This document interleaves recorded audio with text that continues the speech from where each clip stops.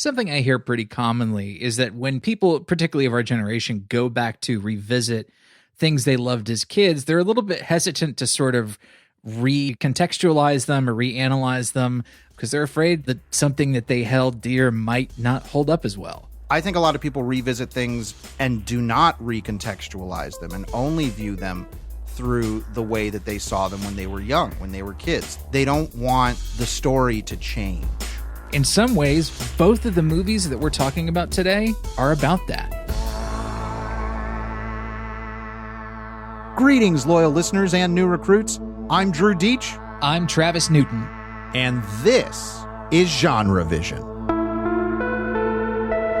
GenreVision is a weekly movie club where we discuss horror films, action movies, fantasy flicks, sci-fi cinema, and more. Welcome, everybody, to we're kicking off another theme month here at GenreVision. And this is May is Magical. We're doing a whole month of magic movies, which is broad enough that I think we've got a pretty interesting schedule lined up, which you can go see at GenreVision.com. Just go click on the schedule page and you'll see the movies we're covering for May is Magical. And we're kicking it off with a double feature this week. The Neverending Story and The Neverending Story 2, the next chapter. I think we do have to, whenever we do these kinds of movies, we do have to open up talking very briefly about our relationship with them. And especially for movies like this, because these were, I can't necessarily speak totally for you, Travis, but I can feel very comfortable saying that The Neverending Story and The Neverending Story 2 were minor cornerstones of my childhood. Yeah, I mean, there's a certain amount of tedium that comes across, when critics talk about, what something meant to them in their childhood. But rest assured, like both Drew and I were born in the late 80s. These movies were very popular as we were growing up as kids. You and I saw these movies a lot and liked both of them. I think I liked both of these movies quite a bit when I was a young tyke. But it's been fucking relative eons since I've seen either of these movies. Well, that's the thing is that these were not movies I owned. I always caught them on TV. So often I would not see the entire movie. I would like to say that I revisited the first movie at some point when I was a teenager or an adult, but I can't really say for sure. So this was going into it a very fresh experience outside of what I remembered, which was a lot of the movie, certainly for the first one. And outside of the pop culture kind of omnipresence that the first Neverending Story had. And to be totally honest, when we were doing a lot of 80s fantasy movies on this show, it was a topic or a era that we would periodically revisit. We brought up the Neverending Story and we always hesitated doing it. There were a lot of reasons, I feel, for that we don't have to get too in the weeds about, but I think a big one was that this is a movie that has been so dominated by the nostalgia around it that I actually think conversations about what the movie is have been somewhat dampened by that nostalgia. Yeah, the biggest nostalgic push for it was in that last season of Stranger Things where Dustin is singing the Neverending Story song over the radio to his girlfriend that he met at camp the prior summer. And I'm like, is this what this property has become? Like, is this what, and I remember, I think I remember Family Guy jokes about it, probably, sure, flying on the big dog thing and going, yeah, these are the kind of two enduring things that have like lasted in pop culture is the song and the whole Falcor, yeah, moment. I mean, it was the poster. It was a, big part of the marketing. It was everything. It's what the movie ends on. And I had remembered pretty much the entire movie at like, I could have retold you what the movie was, and it's like, oh yeah, and then there's this scene with a giant turtle. But upon revisiting The Neverending Story, co-written and directed by Wolfgang Peterson, who did Enemy Mine, an episode that we've done on this show, I could not believe how fresh of an experience it was to see The Neverending Story again. Sure. I remembered a whole bunch of things that happened in this movie and in roughly the correct order. And I remembered what everything looked like. The look of the film was kind of indelible, just kind of printed upon my brain. So there was nothing surprising in terms of like, yes, I remember that, you know, there wasn't like a sequence in this movie that I had just completely forgotten. Right. It was all very familiar. But what was really distinct was like, okay, this is the first time I'm watching it in high def. First time I'm watching it in its correct aspect ratio. And it's a big, expensive looking movie. And that's something I'd never really known before because I was watching it on my, you know, CRT, you know, full screen 4:3 television all those years ago on VHS. And it's like, I didn't really know what this movie had looked like. And to see how it has aged was really fascinating because, in terms of just visual fidelity or sonic fidelity as well, like it's aged beautifully. Like this movie has been cared for. The current HD master of this film, it looks really good. But in addition to that, like from a technical level, this movie is immediately visually striking, like super well lit. I mean, well lit, well framed. Shots feel like they last exactly as long as they need to. Which sometimes is a really long time. A very long time. I mean, our opening shot that pretty much establishes our protagonist, Bastian, there is an extended scene in the kitchen dining room area with his dad, and it just holds on one shot for a long time, and it creates an aura of there is tension, there is an unspoken cloud hovering over these two people before we even know that Bastian's mom is dead and gone for some amount of time. Yeah, the sort of grim tone in the scene and the tension built in that really long take and the subtle camera movement as the dad moves across the frame from the right to the left. And then when the scene, you know, starts to restage, I was reminded of the way that Spielberg does oneers, and he finds sort of multiple setups and multiple, you know, framings in that single oneer. And yeah, I mean, it's just beautiful direction right off the bat. You're thinking, oh, right, I immediately know this is not fucking around. You know, the only thing that seems a little bit incongruous at the beginning is like all of this ominous footage of like roiling clouds that were done in miniature with a fluid tank with the pop song over it, and you're like, oh, okay, yeah, I remember the song. This seems a little out of place. I mean, we were before starting recording that we would like to release a recut version of the Neverending Story that only takes out the pop song being played over the opening credits. Put it at the end where it belongs. It's the thing you leave the theater on and you're like, yeah, that's the song I want to go buy the soundtrack to. Because this opening with all of this fluid tank footage, which is, I believe, supposed to represent the nothing, this force that is erasing all of the fantasy world of Fantasia inside the Neverending Story. It's very ominous and gloomy, and it makes sense tonally with how the movie kicks off, of Bastian clearly missing his mom, who's been gone for some time, and his dad is trying to move on and is saying, like, you're dreaming, you're drawing unicorns on your math test and stuff like that. You got to, you know, keep your feet on the ground. You got to, you know, be real and all this kind of stuff. And eventually relates back to him missing his mom. I remembered this. I remembered that this was the plot. I remember that this is basically how it went down on paper. But when we were in it, it was 100% working. Yeah. And I was thinking like, oh, this first act's really good. You know, while they're setting up all this stuff like Bastian getting bullied, like it really is quite dark. And you sympathize with this kid a lot because the reality of it seems quite stark. And like when the bullies come back from a second time, you're like, fuck, this poor kid can't catch a break.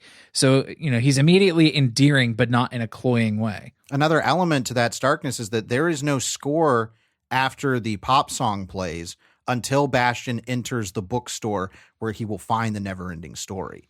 Yes. Yeah. Great observation. Yeah. So there is just emptiness going on in this. It feels it's driving home the bleakness of the real world for this kid, and it's effective. And then, of course, he gets into the store. He's a kid that's established. He's very imaginative. He loves books and stories and everything.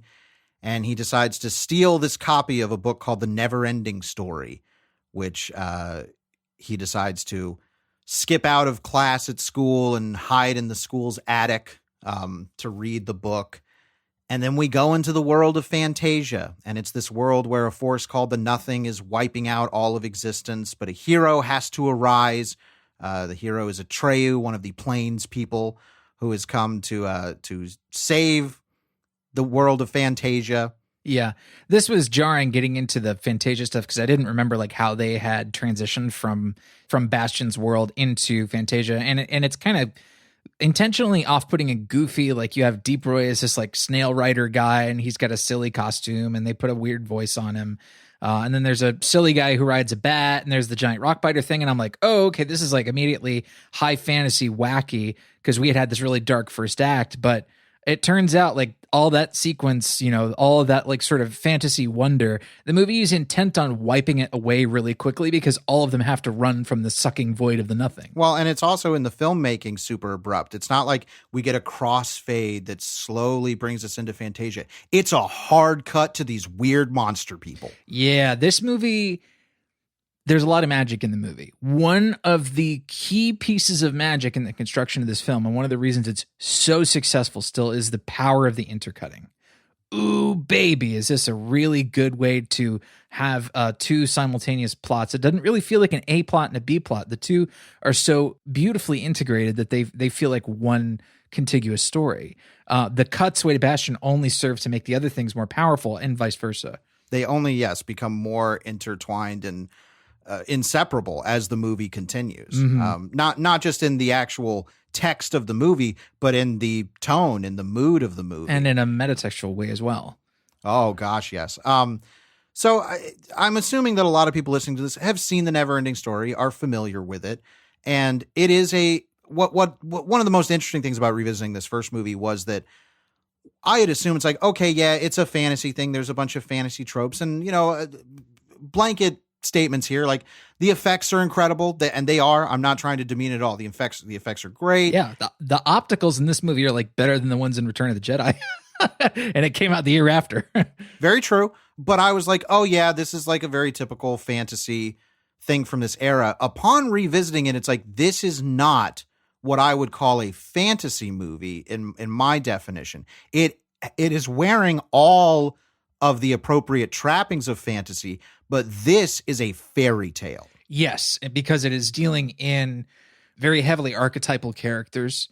It is not relying heavily upon world building in fantasy. It is really just more about the story of a hero who represents something incredibly simple and pure, and he is given these sort of fairy tale tasks.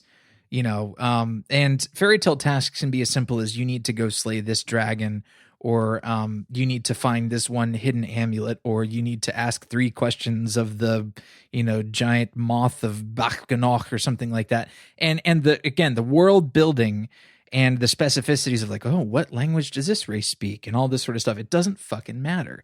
What's the map? Yeah. Like, what's the map look like? That there is no map of Fantasia. And I think that's an important thing to distinguish between fantasy and fairy tale, is that it is not interested in those kind of minutiae that I think a lot of people associate with fantasy, high fantasy and stuff like that. Well, there's a good reason. Good reason for it here is that, Fantasia is not really built on a solid canon, because it is designed to fit itself to the imagination of the reader. Always. So it's a very fluid place, and that's the way fiction works in real life. Yeah, I mean, this is a movie that is running on incredible pure allegory. But it's not allegory necessarily for us. It is I can't believe I'm saying this. It's literal allegory for the character of Bastion that is experiencing the story. Right. It is talking about his emotions and his moods, that it is his journey that he's going through, not just that he's vicariously living it. The story is reflecting what was immediately set up in the first scene, that he feels ostracized from other kids.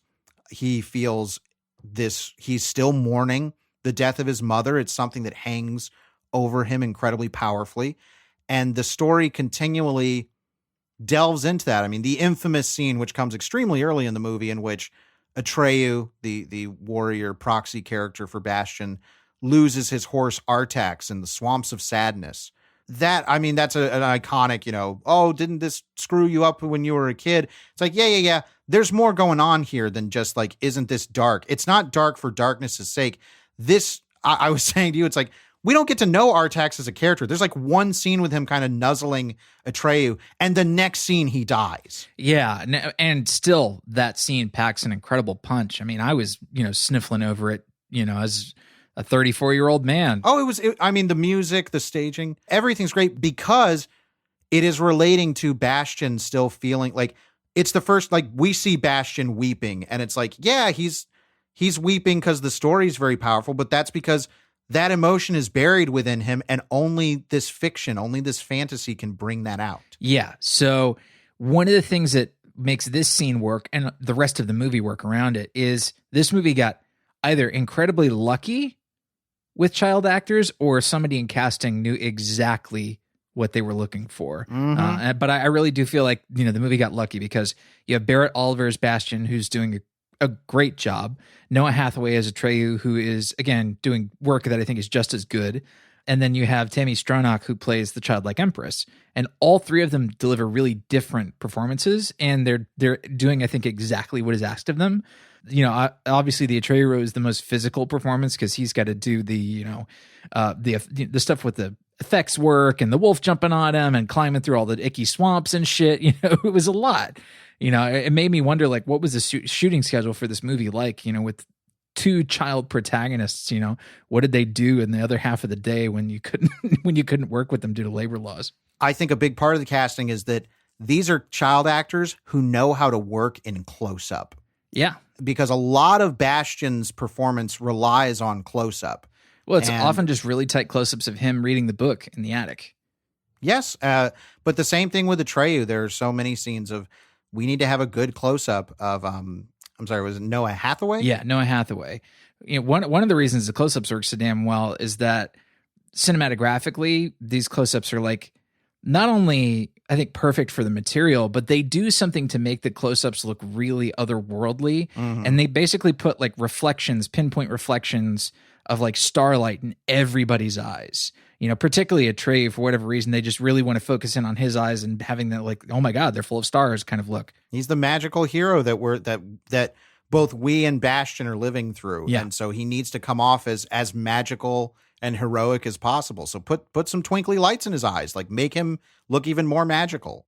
So yes, the effects of this movie are, I think, have aged wonderfully. Like there was very rarely, if ever, an effect where I was like, ooh, that's bad. Yeah, I mean, the one thing I guess you can say doesn't work as well today is the lip sync on all of the talking puppets. Sure. So the giant turtle thing, Mork the wolf, and Falcor the rock biter, like the lip sync on the dialogue's not great. But it's totally forgivable because it's a fucking, it's a puppet movie. I mean, granted, we had a similar complaint with the Teenage Mutant Ninja Turtle heads in last week's episode. Yeah.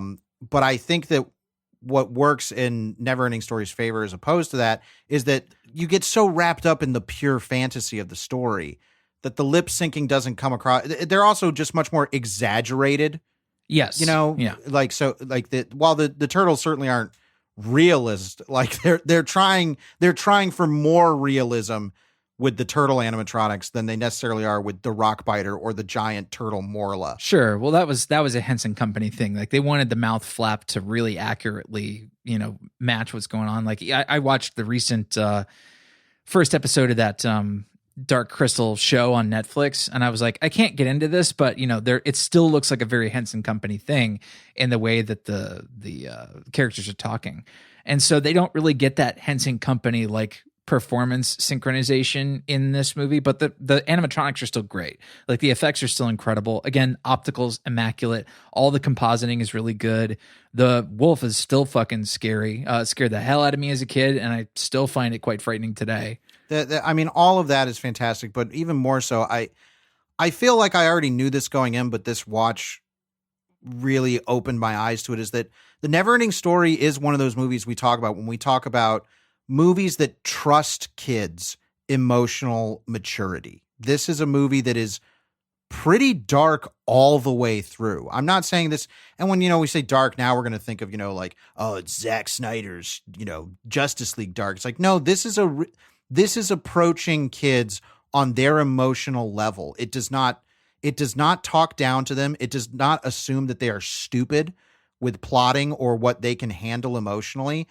It's trying to scare them, and it's trying to make them feel very deep, complicated things, but it's not doing it in a try-hard way. Yeah, I mean, this is a weird, heavy, sad movie that I think could be, overwhelming with all of its technical aspects because it's just so engrossing. I mean, there's rarely something that's going to pull you out of the fantasy because it's so poorly executed in terms of technique.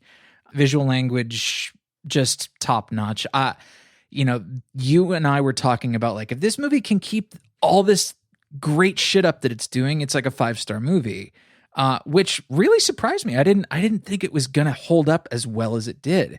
Turns out it's like even better now. There's only one thing I don't really like about this movie. Oh, well, before we get into the one thing, 'cause I know what it is, there's other, I mean, I was flabbergasted with how affecting the emotional core of this movie was when Bastian finds out that what needs to happen to save Fantasia is that the Empress has to be given a name. And we cut back to him and he is looking up at the moon and he says, like, I wish they could ask me. I'd give her my mom's name. She had such a beautiful name. It was like, whoa. Yeah, that hit hard. That was extremely hard. And it only continues as the story goes on. Well, and it's hitting at really mind-bending ideas, you know, that kids, I think, might understand a little bit better on a visceral level than adults do. Like that moment where, you know, they say that Atreyu along his journey will have to meet his true self. Who's his true self?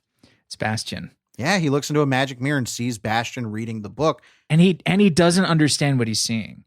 You know, no, so I mean, it's crazy, crazy cool. Again, it's trusting kids' emotional maturity and their narrative maturity. Like it's really trusting them.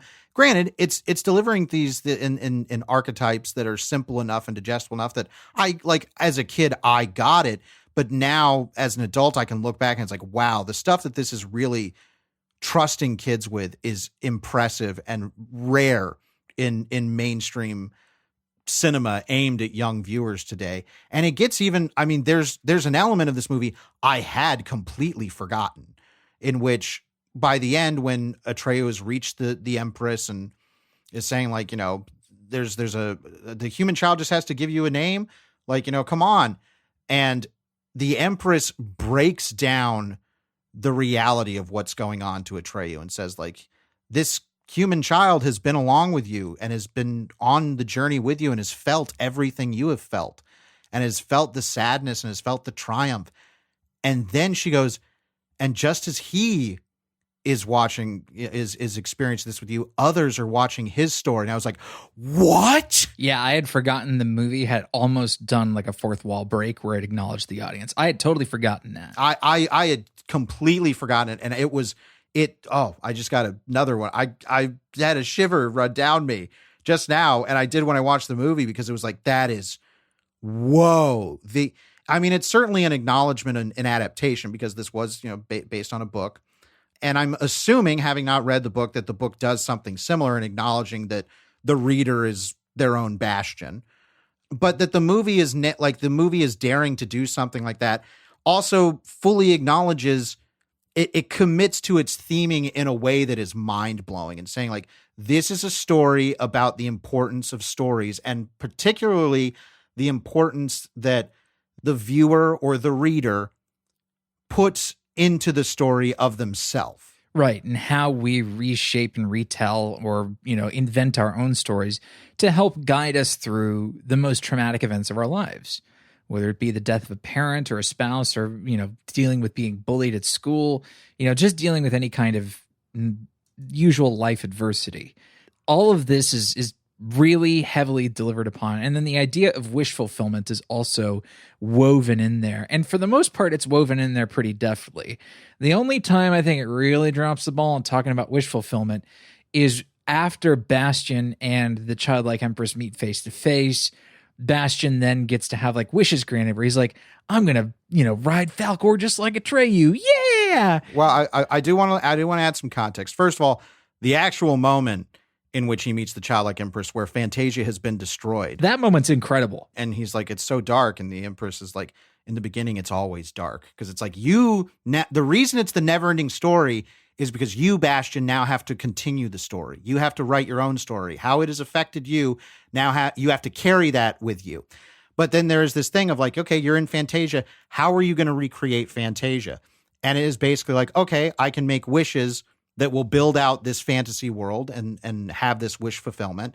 And the first thing he wants to do is ride on Falcor, which is, of course, an acknowledgement of the audience, and very much the audience that they were going for, young children, especially young boys, clearly. That was the demographic I'm sure, market tested. Yeah, well, this whole sequence where he gets to ride Falcor and, use Falcor to scare his bullies from Act 1 in the movie, it feels like the most Hollywood thing in the film, where it's coming back around to these things that it had set up that would be emotionally satisfying to American children, things that they would kind of expect to see or things that they would identify with. But, what really lacked for me in that denouement, after that conversation with the childlike empress, I'm like, he never gets to meet Atreyu face to face. Like, he never gets to look at himself in the mirror and realize that he is Atreyu. Sure. That's a moment that needed to happen, and it doesn't. Be careful. Well, be careful what you wish for. But yeah. I just want to say one thing, because this is the only time I'm going to be able to have this opportunity to do this on record.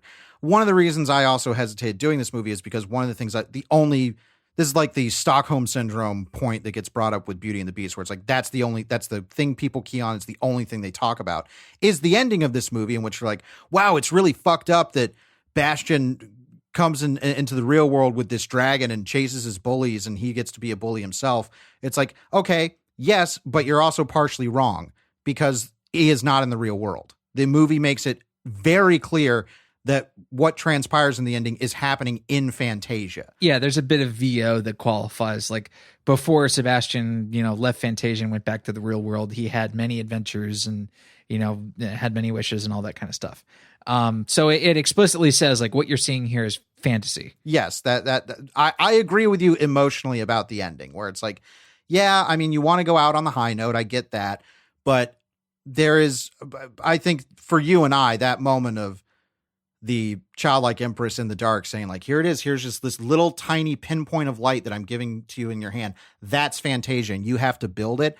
That's the ending to me. Yeah, I mean, that's the ultimate moral lesson of the movie, and like coming around to that movie's thesis statement. And it's a beautiful thesis statement, and it's been so well executed up until that point. And, the other thing that I think, again, the film has to reckon with is that Bastian has to realize that this hero that he's been living through vicariously is also him, and vice versa. So, I think the bringing together of the sort of two halves of that character would have been, one more attempt at or one more opportunity, I should say, to explore that strangeness. And I think, as a grown-up viewer, would have been more satisfying than just the wish fulfillment ending. But like you said before, careful what you wish for. Well, the makers of the Neverending Story 2: the next chapter clearly agreed with you, because they knew we got to get Bastian and Atreyu together. So the Neverending Story 2, what's interesting is, having not read the source material, that there was a lot more story that continued on from the point where the first film ends. And that the producer, I believe his name is Dietrich Geisler, the producer has gone on record saying that he always intended for the movie to be a trilogy, or at least not just be one film.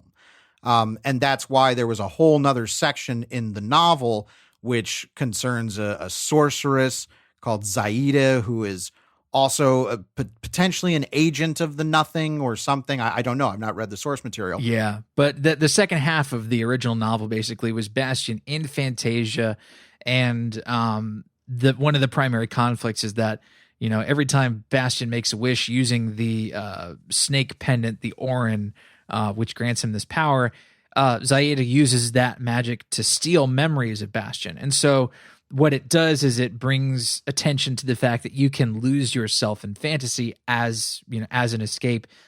Gradually you will lose tether to the real world, which is great. And so it sort of talks about the dangers of getting lost in fantasy as well. So the book explores a lot, like way more than I thought it would, about the whole thing of like using fantasy to process your trauma, or using fantasy as escapism. Yeah. And which seemed like a really good point, because it's not something that gets addressed in the first movie at all. The idea, it's like, well, what's the dark side of this? What's the dark side of being so into fantasy that you start to lose touch with reality, touch with who you really are?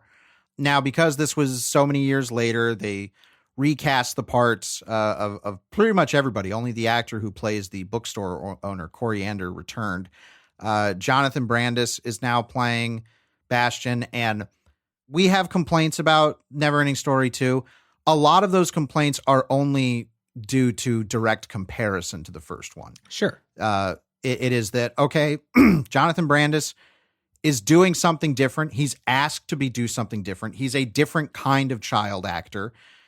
And it's just not preferable to me in comparison to the first movie. That does not mean necessarily that Jonathan Brandis is bad, but I don't think he's very good in being a continuation of this character. Yeah, his energy is very, very different from the actor in the first film.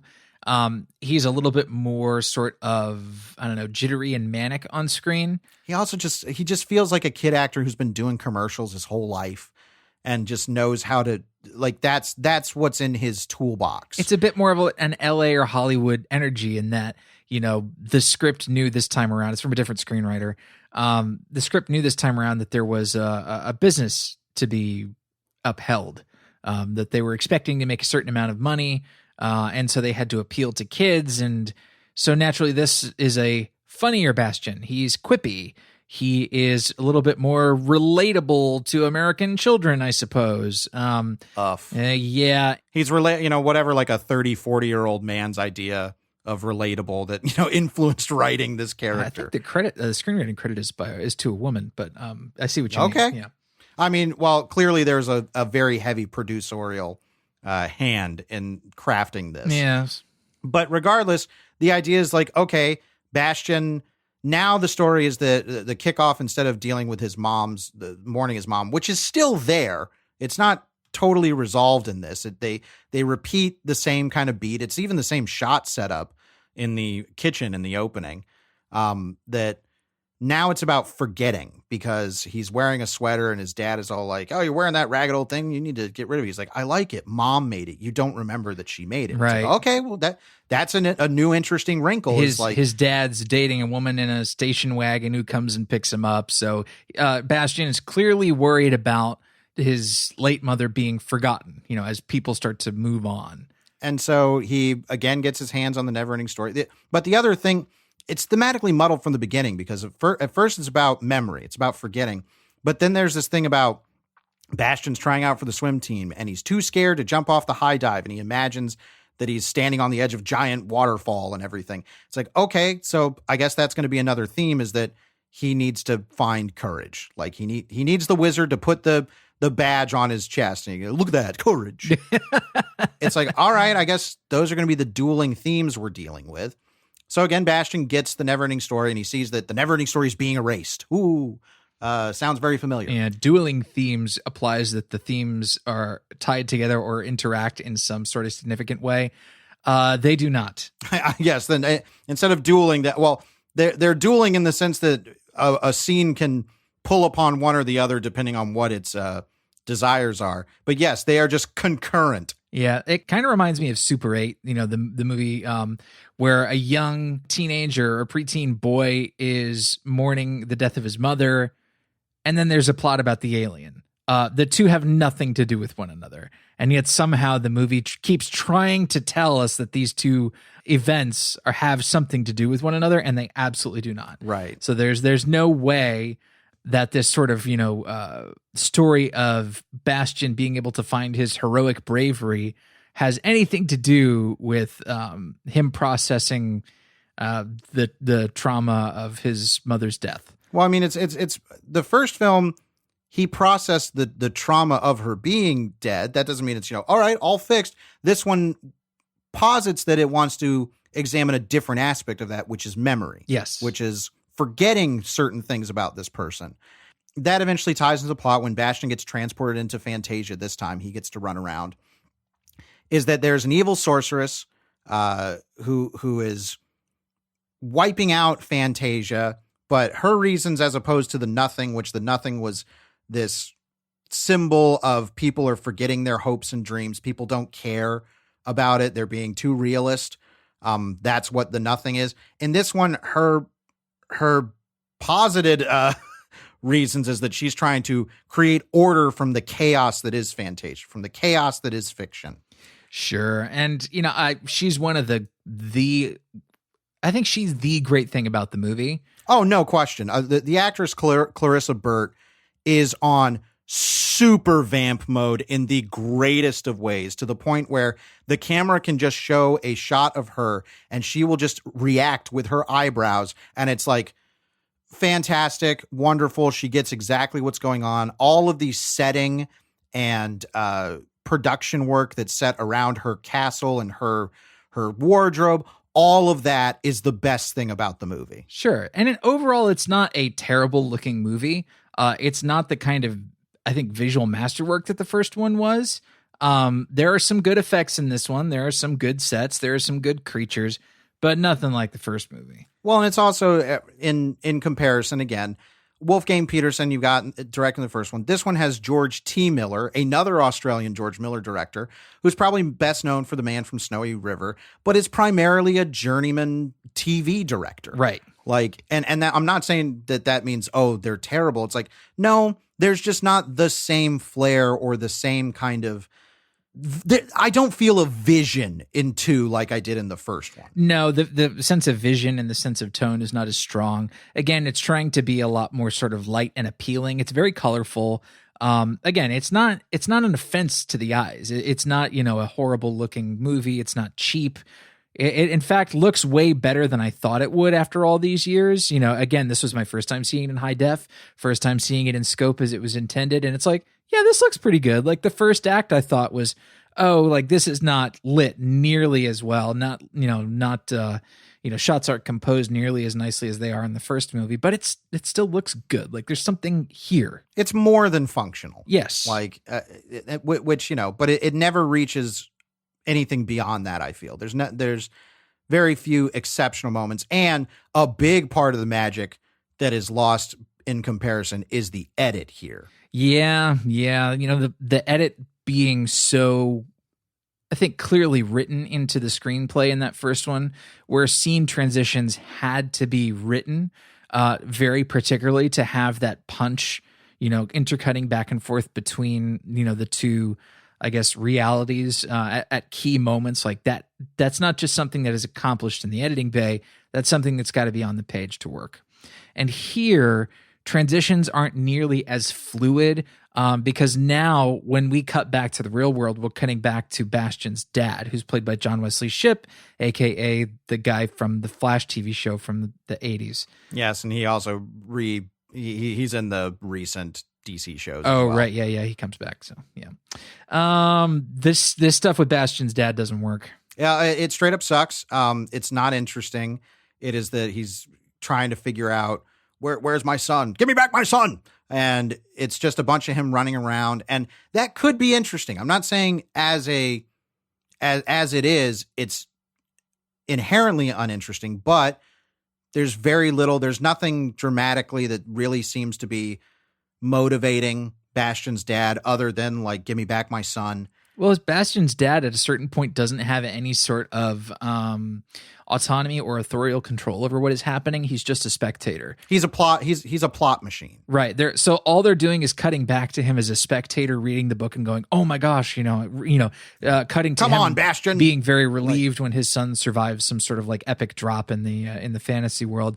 And it's like, well, okay, I can see you kind of mirroring what the first movie did, where you're cutting to Bastian's reactions to what is happening. But the first movie wasn't just having Bastian react. It was having Bastian literally write what was going on. That's the magic of the story is there has to be authorial control from the reader. Well, the first movie is also about proxy. Yes. It's about fantasy proxy, about narrative proxy. That is not present in Bastian's dad's subplot in 2. He's just a reason to cut back. And the other thing that I was going to say about that is that the edit on that, whenever they cut back to him, it's always feels like a punch to the gut. It's just like, oh, I guess we're back here for whatever unmotivated reason. Sure. Because 15 pages went by and we're like, oh, we got to do another Bastian's dad scene. Yeah, and he's just kind of wandering around Vancouver in a very Canadian way. Oh, where's my son? And the cops are like, no, he's not here. So very uninteresting. But Bastian and Atreyu get to pal up in this movie. Oh boy. I was really wanting to see, these two have a meaningful scene in the first one, and it was like, well, would they have a friendship? Would it be too strange to realize that they are just like two halves or really just the same person? or one is really just a projection of the other. Here, that's not touched upon. They don't, bring that idea about.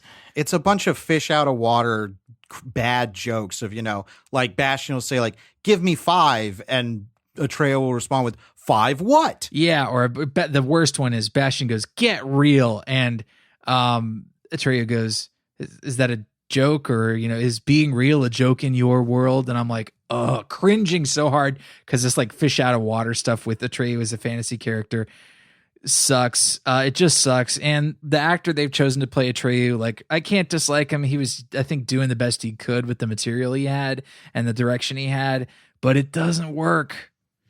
Yikes. No, it lessens Atreyu by comparison again, because he really feels completely, secondaries even being favorable.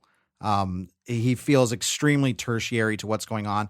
There's even a plot moment where they clearly want there to be conflict between Bastion and Atreyu, in which the sorceress Zaida is sowing seeds of discontent with Bastion. We never actually see that. Like, there is never a scene where she's like, why do you trust Atreyu? Like, don't you think he'll betray you? He'll try to take the Orin from you, and then you can't make wishes.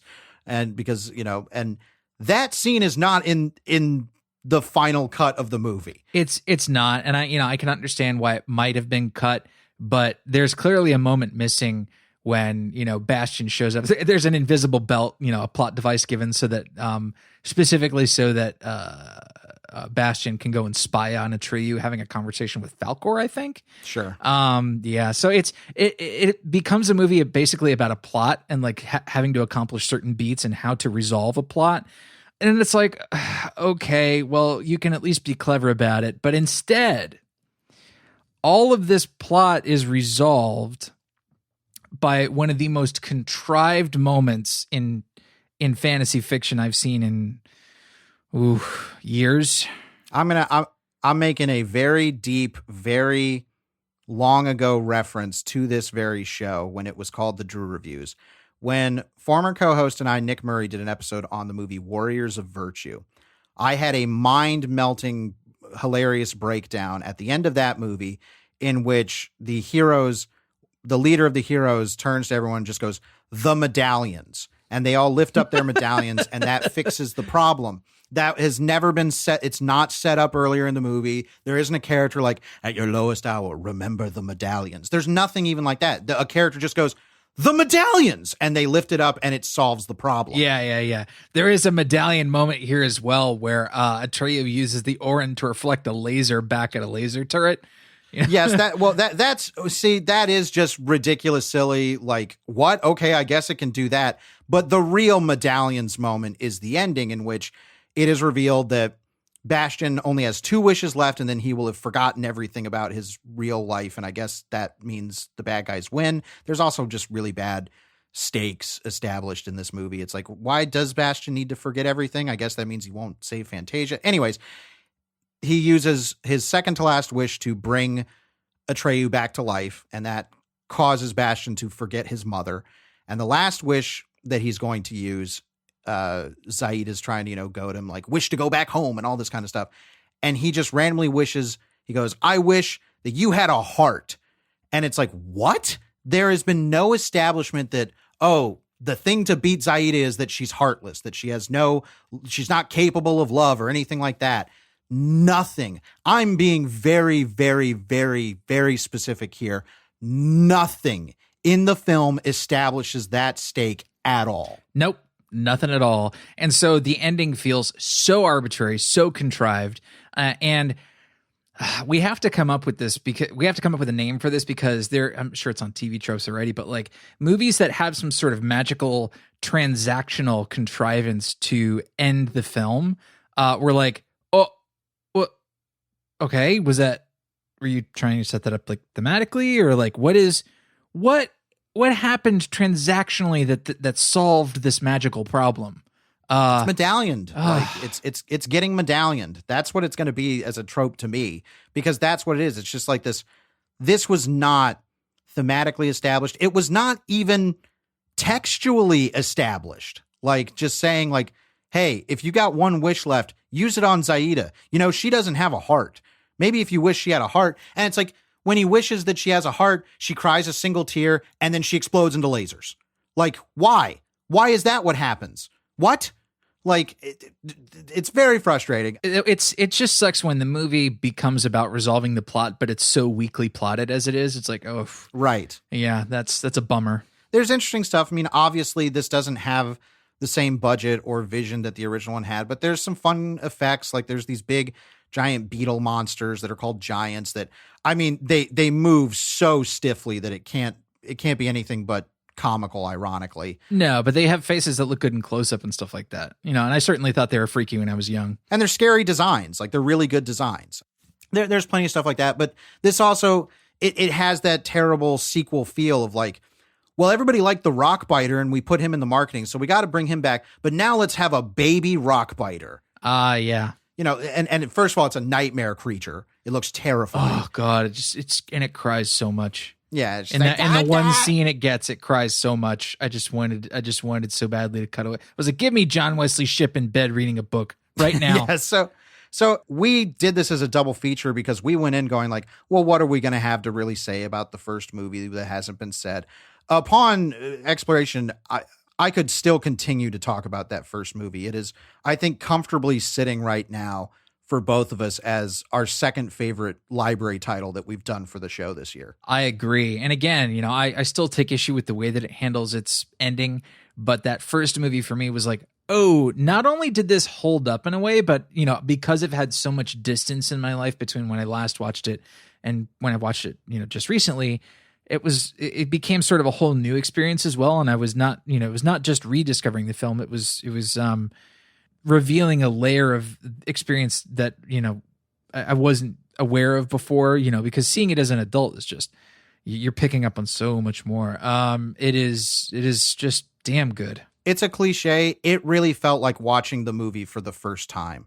It really did. Even though it's a movie that I was deeply familiar enough to be like, yeah, I know this is what's going to happen. And now they're going to show this. And this character, you know, leaves the movie at this point, yada, yada, yada. It really felt like I had never seen the movie before, truly. And that is incredibly rare and truly magical. I am so glad that we eventually pulled the trigger on this. Neverending Story 2, it has earned its reputation as a forgettable sequel. There are minor things worth championing about it, but they are minor. It is a very misguided, mishandled attempt to follow up what is, in my book now, a bona fide untouchable classic. Agreed. Yep. And if you wanted to find something that was similar, you would go to your shelf. The shelf is a collaborative thing we do here on the show, where we find up another piece of media, usually a movie, to pair with the subjects that we've discussed this week. Sometimes that is a complementary thing, something to pair with it, or sometimes it's a substitution. Sometimes it's what we call an anti-shelf pick, where it's something to avoid that is very similar. But if you want to tell us what your shelf pick is for the Neverending Story, you can do so at GenreVision.com. Just enter that little URL into your browser, head over there and go to the post for this episode on the main page and leave a comment in that post telling us what your shelf pick is. And when you do that, we will read what your shelf pick was on the next episode. So, Travis, what are you going to pull off the shelf for the Neverending Story, and I guess the Neverending Story 2, the next chapter? There is a movie I have pulled off the shelf before, but I don't feel guilty about bringing it back. It's a movie called Paper House. Bernard Rose film. Bernard Rose is the director of Candyman. Boy, this is a really cool movie that you first brought to my attention. And it does have a similar structure to it. The protagonist of the film is a young girl about Bastian's age, and she is also having some like social troubles at school. I think she gets into fights and stuff like that. I believe she's also dealing with the passing of a parent. Yeah, well, there's something about her dad not being around that the movie doesn't quite get into immediately, and so it leaves us this kind of lingering mystery going like, what's going on with that? Like, that's a thing. And so by the time the movie actually deals with it in the final act, it's like, whoa, okay, that is kind of what I expected by this point, because, there are some sort of dark undertones, but it's not so ludicrously dark as to be like really twisted. But the way that it deals with it is like quite scary in a way that makes you realize like, oh, kids are scared all the time. The fantasy aspect as well, like when she's sort of reading, I forget, what is it? Is she drawing pictures or reading a book, something like that? Something that she that's her thing, is that her escape into her imagination is through drawing. Right. And so she's like, she draws a house with a little boy in it, and she eventually gets transported to that world. And because she drew the boy in the window of the house with no legs, when she goes into the world, he can't walk. Yeah. There are some really odd ideas about how the fantasy world works and how she travels back and forth through it. And then again, there's another very strange revelation at the end of the movie that I thought was kind of mind-blowing. But highly recommended. Watch Paper House. It's weird. It's a little dark in a sort of Tim Burton-y way, I guess. But again, very good. I'd compare it to something like Pan's Labyrinth in Sure. terms of its like tone. Sure. And being like, yeah, I mean, this is ostensibly something a kid could watch, but it's a lot. Like it's trusting them with a lot of emotional maturity. Yep. Yeah, I got to rent that again sometime soon, because I've, just the fact that I forgot a few details is like, oh, that's time to re-up Paper House. So anyway, what are you pulling off the shelf this week? I'm pulling off another of the 80s fantasy movies that we've done, because upon watching the Neverending Story for this show, it's between the Neverending Story and this is my favorite of the 80s fantasy era, and that is the director's cut of Legend. We did that on the show, and I think it's because I think the Neverending Story actually beats it, because there's just a deeper thematic well to get lost in with the Neverending Story. Legend is the purest distillation of fairy tale fantasy that you can get. I mean, within that, it does some incredible things, and there's certainly subtext that you can read into it, but it's so basic that I think it invites multiple interpretations, because its simplicity allows you to kind of paint whatever you, as the proxy, as the person who is enjoying the proxy of this as an adventure, can bring to the story. I think that's one of the great things about fantasy and about fiction. Obviously, it's just a technical marvel, and that's something that I can see it being a movie where it's like, well, if I could just watch it with the isolated score, that would be fine. Mm-hmm. It's the Jerry Goldsmith score, not the Tangerine Dream one. The Tangerine Dream one's good, but that cut of the movie is not good. It's not terrible, but that director's cut is clearly better. Yes, very much so.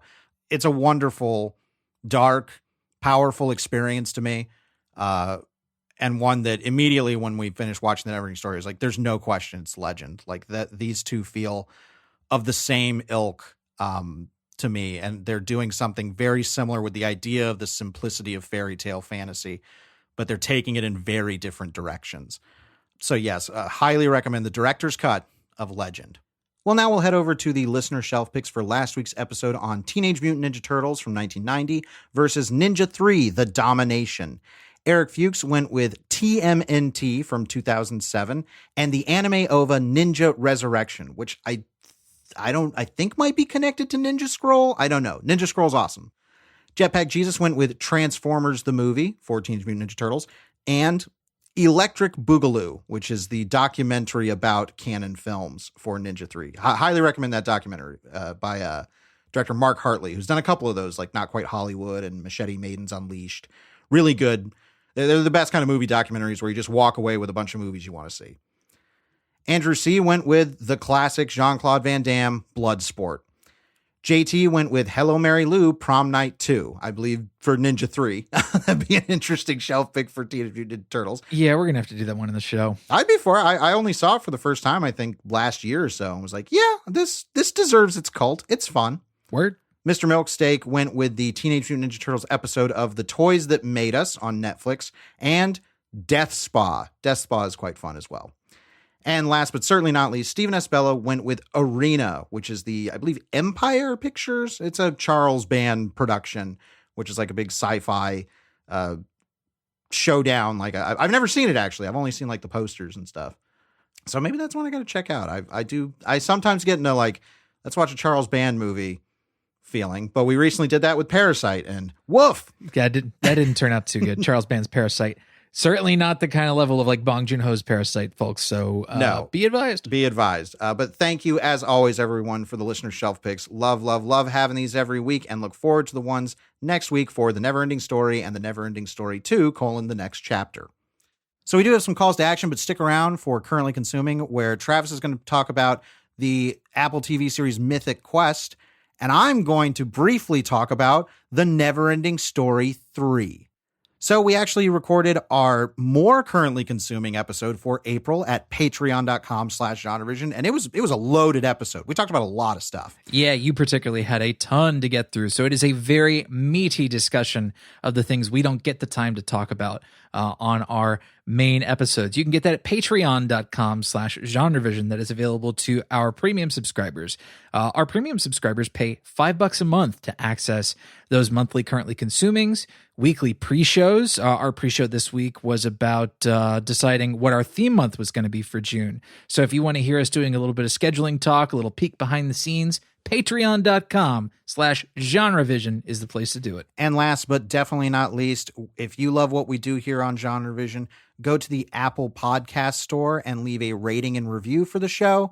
It is one of the most valuable currencies that we as extremely indie podcasters can traffic in. If you do leave a written review, we will feature it here on the show. You can actually listen to last week's episode when we got a review. We featured it, and it was fun reading it.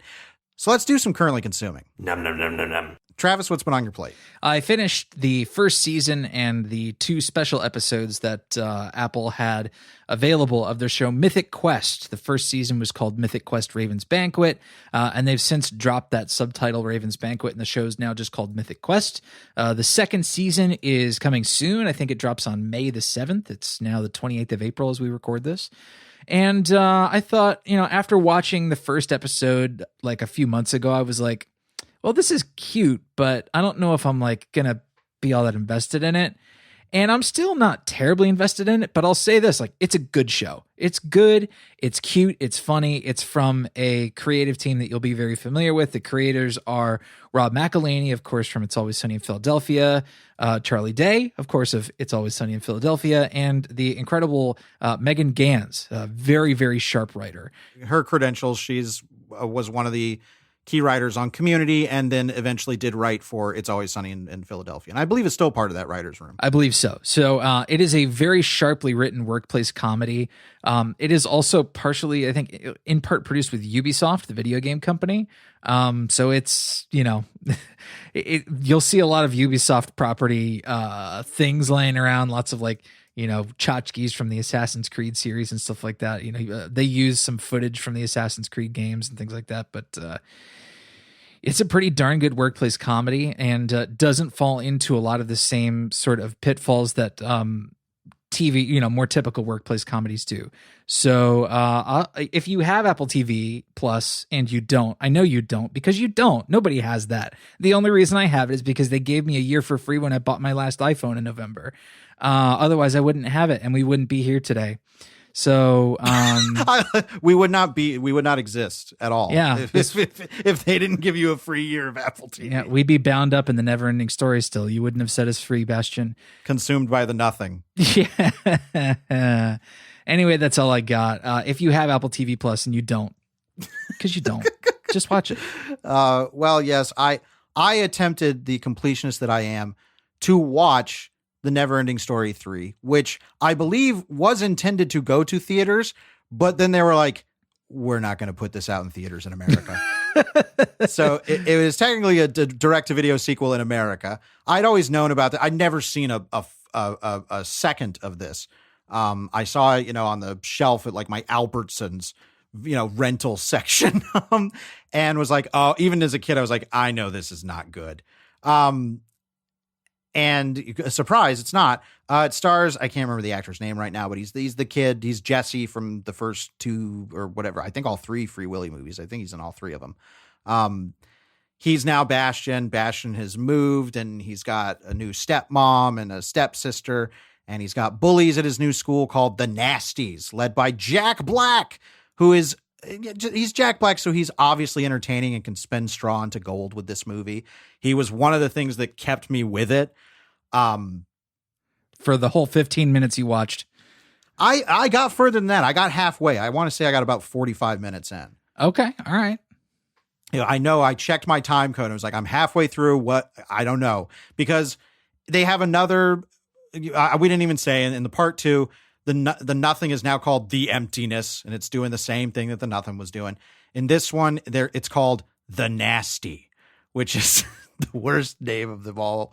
And it's causing chaos in Fantasia. And Bastian uses the Neverending Story book to escape from the nasties, the bullies, into the world. Then the nasties get a hold of the Neverending Story book, and they start screwing with Fantasia while Bastian's in it. So Bastian has to leave Fantasia in like the end of the first act of the movie or something, and to get back into the real world to get the book away from the nasties before they destroy Fantasia. And in doing so, he accidentally brings a couple of Fantasia's occupants to the real world. And there were already bad signs early on in which we got to see the Rockbiter again. And now not only does he have a baby, but he's got a wife. And now they talk like Russian versions of Tone Loc. Tone Loc. Tone Loc. Okay. And like we're introduced to baby Rockbiter watching a Stone TV, like it's off the set of the Flintstones. And there's like a 2D animated cartoon of a rock person singing some rock song. And I was like, oh no. And then the Rockbiter and his son get on his little speeder rock bike thing, and he starts singing Born to Be Wild. And that was the moment where I'm like, I think I'm going to be bailing on this very soon.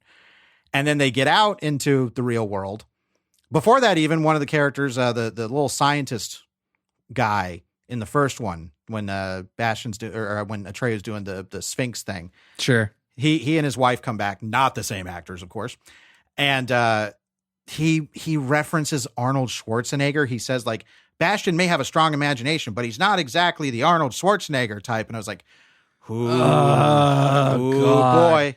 This movie is, I haven't even seen this movie, and it's already farting into my eyes. Yes. So then I'm just getting to the decision-making point of bailing. So a bunch of the characters get warped into the real world with Bastian. One of them is, of course, the baby Rockbiter. But like Falcor comes up and now he's like this big doofy, like, oh gosh, Bastian Goobledy Gables, like whatever horrible crap he said. And he's like, I hope I'm not the only flying creature around here. And he flies past a Lufthansa, airliner. And he's like, oh, excuse me, miss. And I'm like, oh, and I'm reaching for the remote to turn it off. And then we get to the baby Rockbiter, who has apparently made his way to Mount Rushmore. And he climbs Mount Rushmore and he starts biting off Lincoln's nose. And I turned it off. That was the nail in the coffin of that. Don't movie. You touch my boy Abe. I was like, I can't, I'm halfway through. There's no way they're going to stop doing this in the second half. It's only going to get worse. Yeah, the movie appears to be doubling down and then doubling down again. And then, I have not seen the second half, but my guess is there will be a big kid party, as there are in these movies from the 90s, where like kids are having a party and these fantasy creatures will show up and get into more shenanigans where they will make bizarre pop culture references that they should not be making. I'm just putting that out there. If anybody has actually seen Neverending Story 3, let me know if that happens. Yeah, I don't need to see a scene where House of Pains jump around plays over a Neverending Story movie scene. Yeah, yes. We're dodging a bullet by missing that movie. I'm sorry you had to take half a bullet. Yes. I rarely bail on movies now. Like I usually stick it out to me, but it was impossible. I could not do it. So don't watch Neverending Story 3. And now we're going to wrap things up with our comment of the week. This comment comes from T-Bones McRoanoke, who says, is anyone still re-listening to Drew's Van Damme from the Street Fighter episode? He's referencing I'm going to get in my boat, I'm going to go up river, and I'm going to kick that son of a bitch Bison's ass so hard. On Hard, Travis did a wonderful little effect that intensified the humor of that moment. And T-Bones Ronick says, "You guys are killing me." Thank you so much. Obviously, we try and make y'all laugh on here because, you know, we laugh doing this, and it's supposed to be a place of release and fun every week. And we hope that with moments like trying to recreate the Jean-Claude Van Damme speech from Street Fighter, we can put some smiles into your life. So thank you so much, T-Bones Roanoke, and thank you all for continuing to make GenreVision.com the place with the best comments section on the internet. Well, we will be back next week continuing the Maze Magical theme, and we're going to it's our favorite genre. We're doing horror, and it's The Serpent and the Rainbow, which I believe will be a first watch for you, Travis. No, I've seen it before. It was many, many years ago. All right, great. Like it's I've seen it one time all the way through. I used to catch bits and pieces of it on TV. But yes, I'm very interested to see this. Not one of the Wes Craven's movies that's talked about a whole bunch, but I'm very interested to see why that might be and why it might deserve a little more discussion. So we hope you'll be back next week, continuing our Maze Magical theme. As always, we want to thank you so much for listening. I'm Drew Deitch. I'm Travis Newton, and when you said The Serpent and the Rainbow, for some reason I thought The Lair of the White Worm, which is a film that I have seen many years ago. Drew is correct. I've never seen The Serpent and the Rainbow. And we'll talk about it next week, right here on GenreVision. I think that's good. Okay, I think that works for me. I feel strong. I think this is going to be a. Did you just say I feel strong? I feel strong. Drew feels strong. Big strong boy. Drink milk, make strong. Yeah, me drink milk, me strong boy.